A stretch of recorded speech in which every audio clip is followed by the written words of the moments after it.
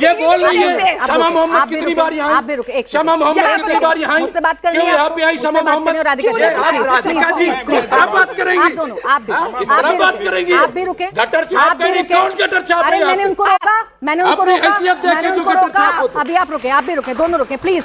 अगर आपको चाहिए कि जनता आपकी सुने तो आप दोनों को रुकना होगा, आपस में लड़ेंगे तो चर्चा नहीं हो पाएगी। आप रुक जाए प्लीज। अरे मैंने टोक दिया उनको, जो एक महिला के लिए ऐसे बोले, ऐसे शब्दों का रुक जाए, मैं बोलूं राधिका जी चले रुके, आप रुक जाए सर। मुमताज जी, प्रियंका गांधी को आप कहती भूल गए, आप हमें सिखाओगे इसको पर्सनल नहीं बनाते। क्या कहा जाता है, क्या नहीं कहा जाता है? आप रुक जाए प्लीज। सत्यप्रकाश मिश्रा जी, मैं आपसे पूछ रही हूँ, मैं आपसे जानना चाह रही हूँ, मैं आपसे पूछना चाह रही हूँ कि जो मुमताज जी की शिकायत है, जो मुमताज जी की पीड़ा है, वो पीड़ा क्यों ना हो? वो ये कहते हैं कि आप लोग प्रतिनिधित्व नहीं देते, जिसकी वजह से मुसलमानों को हिस्सेदारी नहीं मिलती है। अब रुक जाए थोड़ा। देखिए, एक चीज समझिए, देश में अलग अलग पार्टियां हैं और उनके एक बड़े वोटर वर्ग हैं। खैर, उन्होंने शेर से बात शुरू की थी, तो मुझे लगता है एक शेर जरूरी है कि इतनी जल्दी बदलते तो नहीं होंगे चेहरे, गर्द आलुद है आईना धोया जाए। गर्द आलूद कहते हैं, मुमताज जी प्लीज रुक जाओ यार, नहीं गलत बात, गर्द आलूद कहते हैं गलत बात है मुमताज जी, आईने को, ठीक है ना? तो गर्द आलूद है आईने को धोया जाए, इतनी जल्दी तो नहीं बदलते होंगे चेहरे। अब आते हैं कि मुमताज जी, ये मत करिए ना, राहुल गांधी, ये मत करिए, हो गया ना, बोल लिए, चलिए। पलटू राम कौन है? मुमताज जी, इनके भी सवाल है, चाहते हैं ये सवाल पूछिए। आप राजद समर्थक हैं? बोले। नहीं, पलटू राम, आप राजद समर्थक हैं? पलटू राम कौन? नहीं, आप राजद है ना? तो हिंदुस्तान का अच्छा चलिए, अब चलिए ये सवाल का जवाब दे ही देते हैं। ये लोग, नीतीश कुमार हमेशा मुख्यमंत्री रहे, ये पलट पलट के आते रहते, ये सीधा राम थे, और हमारे साथ सरकार बनाते रहते, ये बड़ा सीधा राम थे। ये सब राजद के समर्थक हैं। बहुत सारे के कॉकरोच भी होते हैं, पार्टियों के कॉकरोच छोड़ दिए जाते हैं। अब शमा मोहब्बत पर आता हूं। किसी भी पार्टी का नुमाइंदा, वो पार्टी तय करती है कि डिबेट में कौन जाएगा। कांग्रेस भेजे डिबेट में, वो आएंगी, डिबेट करेंगी, कहीं कोई दिक्कत नहीं है।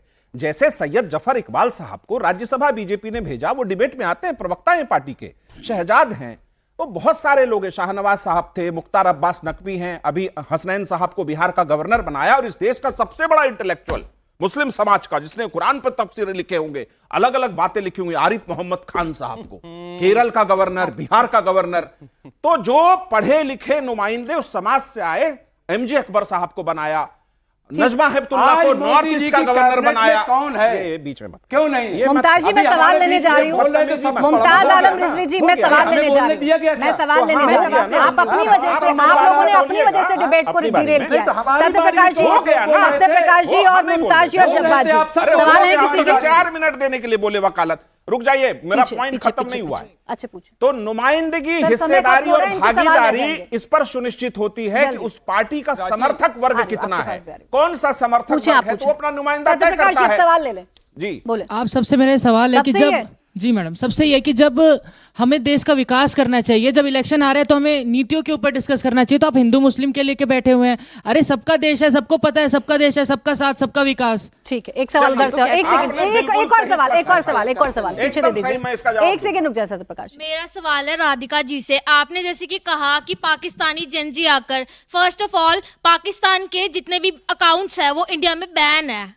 नहीं, अभी इलेक्शंस के टाइम पर वो बैन हुए थे। मैं आपको जवाब दे देती हूँ। ये जो अकाउंट है, अगर आप जाएंगे बहुत इजीली, आप जेनजी हैं, मुझसे ज्यादा आप एक्टिव हैं सोशल मीडिया पे, इंस्टाग्राम पे जाएंगे, ये पिछले साल जून का बना हुआ अकाउंट है, पहली बात। दूसरी बात, वो चल रहा है यूएसए से, तो फॉलोअर्स उनके यूएसए में जा रहे हैं ना, वो इंडिया का अकाउंट है ही नहीं, वो आदमी यूएसए में है। लड़ना नहीं है, लड़ना नहीं है, बैन वो तो हुआ लोगों का कॉकरोच। बोले, सवाल पूछे सर, सवाल पूछे। मेरा सवाल रिजवी साहब से है। किनसे है? मेरे बोलने से भारत, भारत इतना कमजोर थोड़ी कि कॉकरोच मॉकरोच के साथ। अरे एक सवाल जल्दी से पूछिए जरा। मेरा सत्यप्रकाश जी, सवाल जनता का सवाल, यूरो के 20 जनता का सवाल। पार्टी के साथ लड़ना नहीं है दोस्त, लड़ना नहीं है, लड़ने का काम इनका है।